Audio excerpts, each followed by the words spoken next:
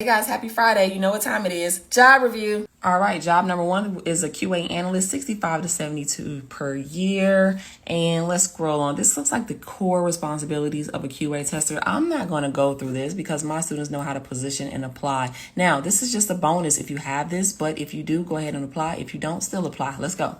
Job number two is with Senior QA Analyst, IT Avalon. It looks like, again, you're going to be doing core responsibilities of QA. This job description is a little long, but I want you to position and apply. This says may assist with automated test scripts. So guess what? You all should be applying because it looks like they're going to have an automation engineer. All right, job number three, quality assurance and engineer with Insight Global, 45 an hour. Again, I'm not going to read all of this, but look, core responsibilities. You guys can all go for this role. Even if you don't have security testing, go speak to it in position. All right, job number four, a manual test lead, 100 to 115K. I see no reason why all of you can't go for this role. It looks like it's just calling it a test lead. You guys can all go for this role. Let's go.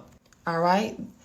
Job number five, software quality assurance functional tester. Again, these are all QA core responsibilities. Not going to read this, but you all can go for this role. You just need to go look up 501 and accessibility testing to speak to it a little bit more.